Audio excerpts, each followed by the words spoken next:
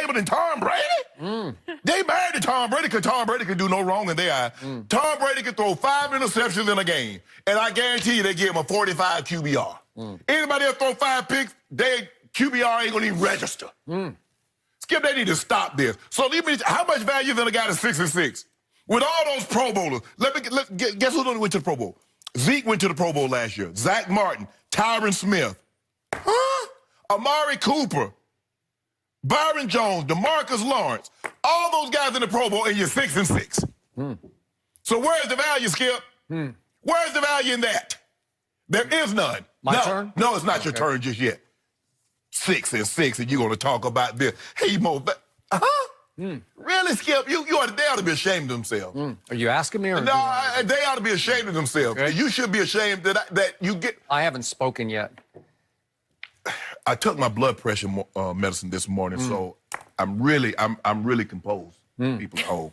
I took my pure spectrum CBD because I needed it, because I had a feeling, because when Azzy, our producer, called me last night and broached this, he could tell. He's like, yeah, I think this is going to be pretty good. Because he knew. He said, make sure you go in and take your medicine. This is calm? Yeah, I'm calm now. I took me a couple of eyedroppers full of old pure spectrum this morning. Because I knew Skip was going to get my blood boiling with this subject. In Dak's value. He's not... I want to know, who's first, Skip? Can you tell me? I'm asking you, do you know who's first? I didn't even look. That's why it's some bullshit. I assume it's Lamar Jackson, but I don't know that. But what about Russ? So how many games do you think Seattle would win with their backup Geno Smith? Tell me when it's my turn. I don't want to keep asking these rhetorical questions. Okay, I'm going to turn it over to you. How many games would Seattle win with their backup Geno Smith? I think without Russell Wilson, they would have lost 3 more games. Maybe 4. Skip, they're 9-1. They've had 10 one-possession ball games, 9 of 10 of which they've won. And you think Geno Smith? Skip, Geno Smith couldn't find a home anywhere. Not New York, not either one of the New Yorks. It doesn't take into account who the next guy would be. It's just wins over replacement. Or who's the replacement? Geno. It's just over average replacement. Oh, well, little do they know the guy they talk about is average. So average over another average guy. Tell me when it's my turn. It's your turn. All those players you just mentioned have all supremely underachieved all year. None has lived up to his contract, starting with Ezekiel Elliott, Zach Martin, Ty Smith. Who else? Amari. He doesn't have a contract. Well, Travis Frederick was out last year. Okay. He's been pretty good, but not what he used to be. Byron Jones, no. No. Well, D-Law? How about D-Law? $100 million contract? No. What about what do you tell me about the Dallas pass rush? It comes and goes, but it mostly goes, right? Yeah, it never arrives. It never arrives, okay? So only one player has played beyond expectations, and it's the quarterback. He has had an extraordinary year. If you look at the overall numbers, they are eye-popping. They're better than Russell Wilson's overall numbers because there's so many firsts in so many categories. Again, he led the whole year in QBR until the last couple of weeks. Now he's 3rd, which is no shame in that. It is shame in that when you've been leading. So that means you did something wrong not to be leading anymore, right, Jenny? If I'm winning the race and all of a sudden I lose the race, I did something wrong. Okay, but he got docked in QBR because he didn't wear a glove for a half at New England in driving rain and plunging temperatures and 30-mile-an-hour winds, and it dropped in. He had a 15 QBR after he threw for 110 in the 4th quarter with his glove on. And after he threw for 45 through the first 3 quarters. Okay, with the glove that hurt. So he had a 15, and that dropped him all the way to... it's shameful 3rd. Yeah, that hurt me because I picked him. Yeah. That's what hurt me. Yeah, well, that's your fault. So, Dak Prescott is 1st in yards passing. He's number 1 in what are deemed catchable passes. He's number 1 in passes for first downs. His offense is number 1 in 3rd down conversions, and that's mostly because of Dak Prescott. Yes, it is. He's been far more responsible than the underachieving running back. You hear that, Amari? Now, you say Amari changed his life. Okay, but now you ain't giving Amari no credit.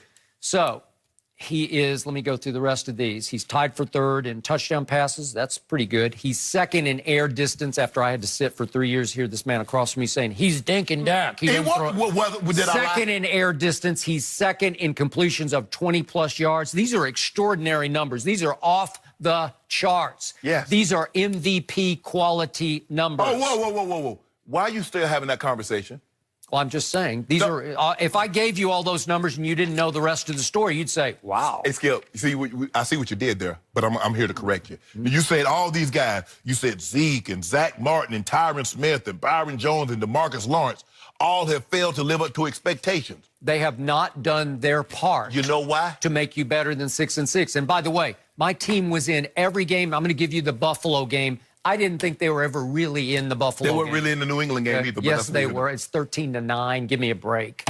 Do you remember what happened? Do you remember the tripping penalty? I remember what happened. They were so in it that they would have won it without the tripping penalty because it felt like something special was on the edge of your seat. Special. They came and got the special.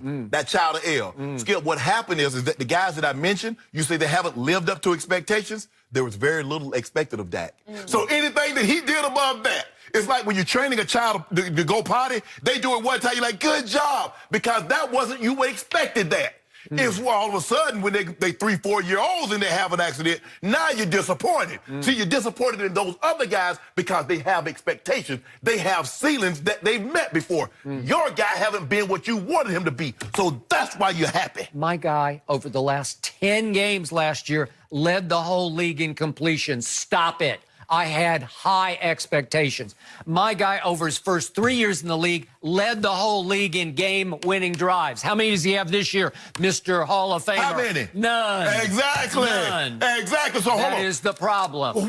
So he's making all kinds of plays between the 20s. The classic drive of the whole year was against the Minnesota Vikings. And what did he do? Big stage game with America on the edge of its seat.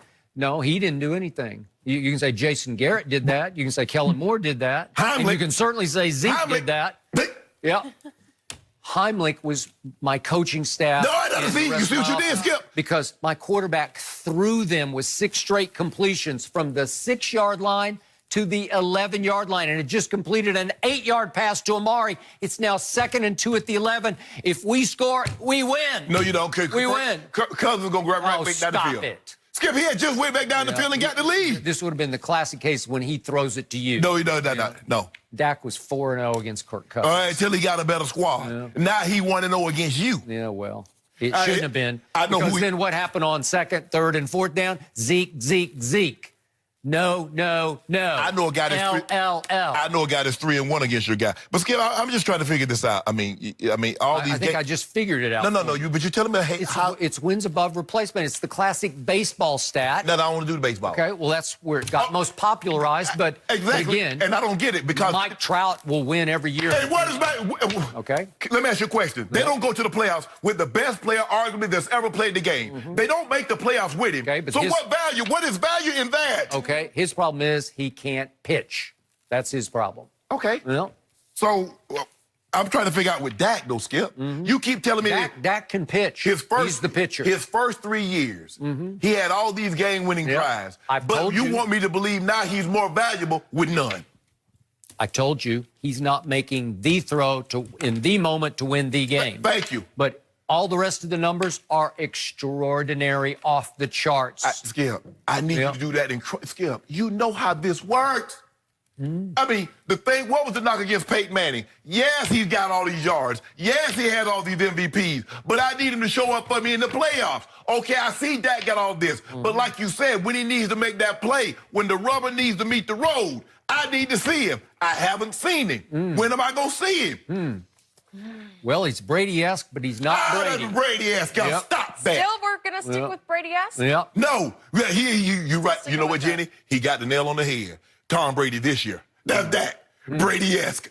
Tom Brady in 2019. He ain't Tom Brady from 18 back. Do you know how close this team is to being 10-2? I know how close this team is to be 4-8 here and there. I know how close they are to being 4-8. I don't. With the second most valuable player. Worst case, and it's happened. 6-6. It's happened, and we get to see more of it tonight. One team. Value is what someone will assess or what someone will pay you for something. I mean, this cup. I mean, they probably got like 50 of these for like $10. But somebody, because I had it and I've been drinking out of, somebody said this is valuable, say, well, I'll give you, Shannon, I'll give you $45 for it. People ask me all the time if they can buy our mugs. I'm like, I don't think they're for sale, but maybe that should be a side Yeah. business that we Weird. work My on. side hustle. Nobody's ever asked me that. I know. Nobody never. These are cool mugs. Because people don't like the Cowboys. They know you love the Cowboys, so they gonna come up and talk to Maybe you. that's what